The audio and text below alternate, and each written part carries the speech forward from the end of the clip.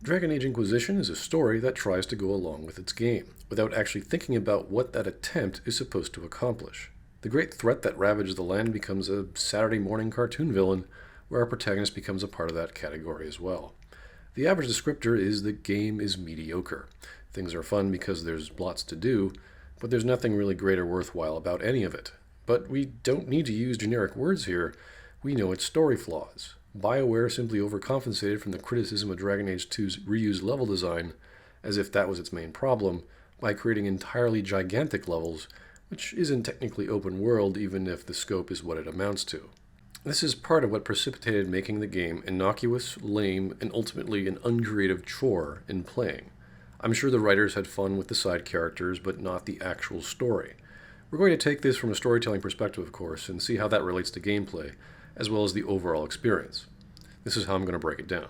Number 1, it's innocuous. Everything you did previously in the other games as well as here has very little effect on the plot. That's not to say your choices from Dragon Age Keep don't have some bearing on the differences of scenes, like with Kieran, but ultimately all of them aren't important. They have no influence anywhere. Everything you do in this game is equally innocuous. Sure, you can appoint the next ruler overlay, but the Trespasser DLC, or the real ending, doesn't really care. Same with the Templars or the Mage choice. Your choices are barely connected. The DLC was a boring landsmeet that lasted a whole 30 seconds till we were whisked away to fight Khanari and talk to the real Antagonist. Still ends with the Inquisition becoming the honor guard for the Divine, and early just goes along with whatever of the many options you can choose from.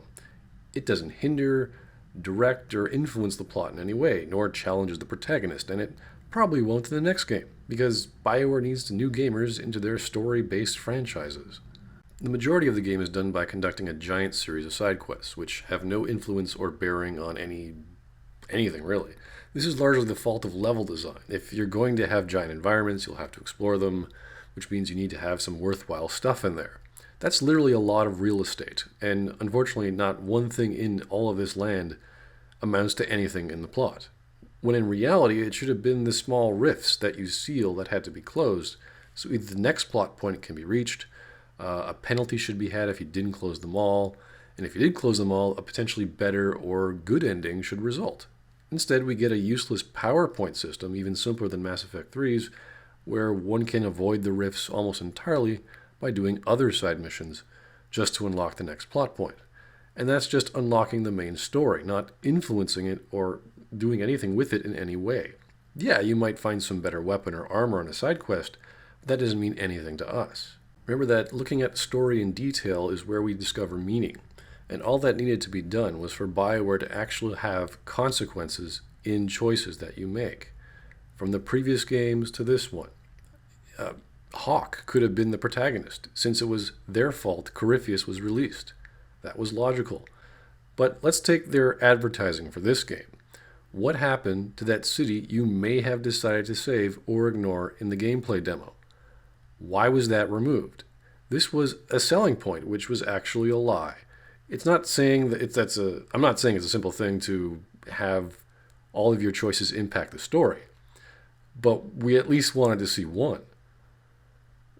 That's what they were trying to do, I think. That's why we play games that focus on these kinds of stories, that have things like voice acting in them. There's all this media surrounding it. This all translates to the basics of storytelling, where character development is the simplest of all these plot choices you can make. It's not easy, but it's the simplest one to do. Now, how does your character grow? In a story-driven game or a game whose focus is story, history has shown us you either do something hard, experimental, and creative with your choices, or you do something with a seemingly simple, linear, and then a revealed, intricate story comes about, and you do that well. Those, so far, have been our two options for being an effective storytelling method in video games. Dragon Age Inquisition instead gives us DLC and multiplayer, which, again, has nothing to do with anything, which is arguably more worthless than Mass Effect 3's multiplayer, which at least gave us the war asset points, the idea, or the hope of influencing the plot. Number 2, lameness. The most clearly obvious theme of religion was irrelevant. It had no bearing on anything. It didn't influence anything, and had nothing to do with your character, regardless of whether you believed in Andraste or not, nor the events that brought everyone together. The incident in the introduction was lame and had no weight. Religion and its meaning rests solely almost on Cassandra and the ignorant masses who don't know who or what you are, what the Inquisition is.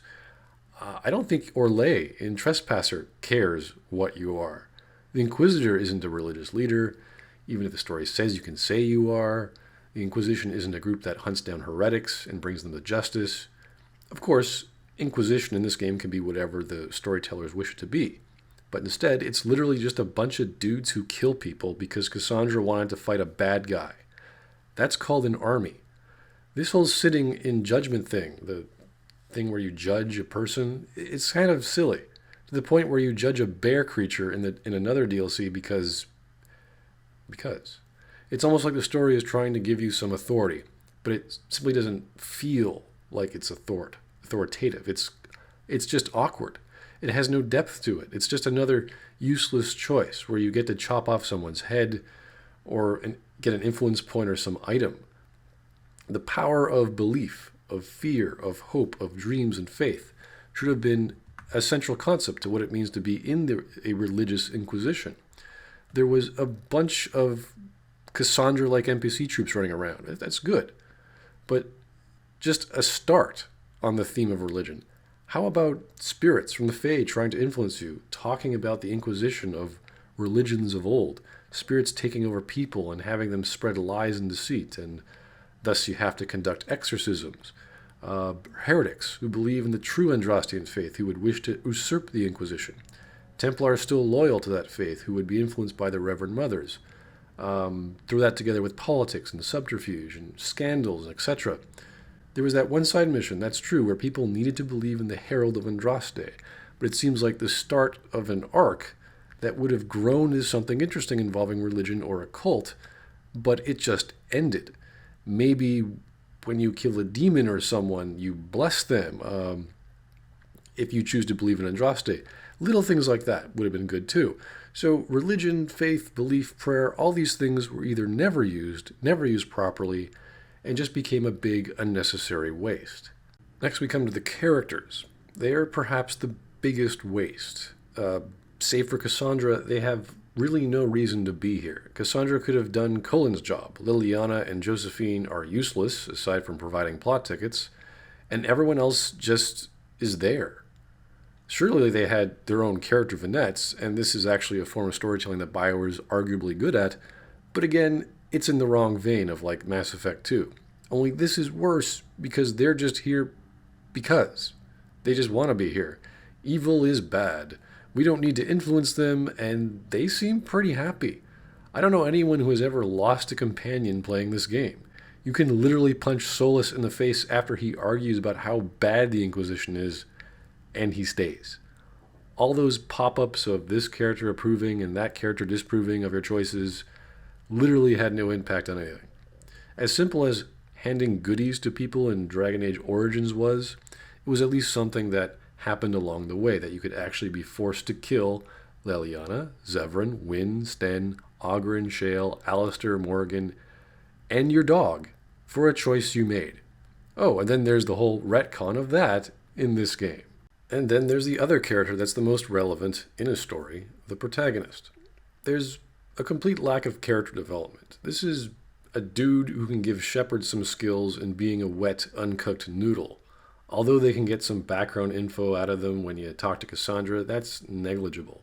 There's no central conflict for this guy to deal with, and he just regains his memories. Oh boy. There was no conflict with the Mark that we noticed in the beginning, till the DLC, even though this was mentioned way early. It was like the writers either forgot about it, or they specifically wanted Solus the ability to contain the killing effect of the Mark on the Inquisitor because they wanted to make some DLC. This is what should have happened all in the main game. The hero being the only one capable of sealing rifts, but this ability is killing him, even though the mages and Templars say they can do it, but we never see that. This is basic fantasy level heroic sacrifice stuff. It's a good idea, but no, it got reduced to DLC. And then we have the Antagonist. This dude is so uninteresting, so inept, so stereotypical. Lame is the best descriptor. I could write an entire character analysis of how B-movie quality he is. I still can't believe he's the product of some asinine DLC that didn't need to exist from the previous title. The exact opposite of this character is what the story needed. Throw in the whole religious theme of godhood and all that stuff he was prattling on about, and attack the existing ideologies in a clever way, and you got a good bad guy. In some weird way, I could argue that the setting itself is a character, not the level design, the setting. We have established lore, and the majority of characters, including the Inquisitor, come from that setting. This is fine with an established world, but it doesn't really work well when you want to focus on a hero. Everything should come from the protagonist and their plight, not the other way around. This is why the closest we got to the genuine hero is Cassandra.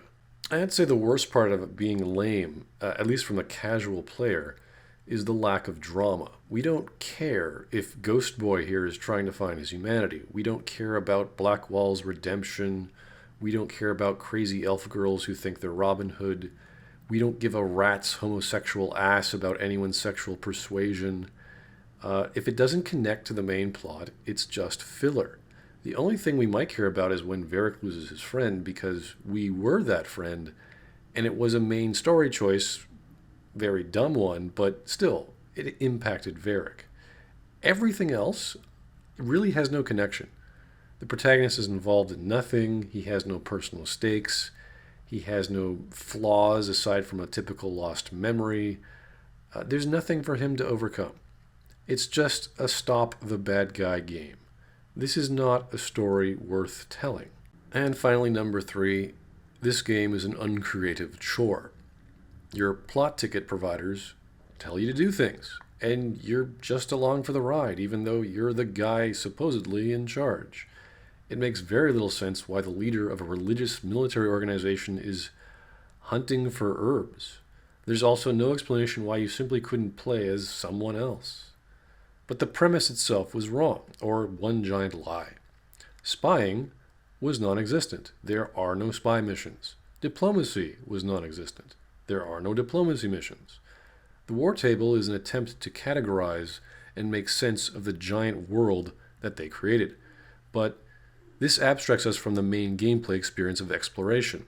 Now, that's not necessarily bad, but if it doesn't impact the story, the characters, their desires, their dreams, their goals, and if this new gameplay option doesn't provide something fun to do, well, it may not be worthwhile doing. It ultimately means nothing.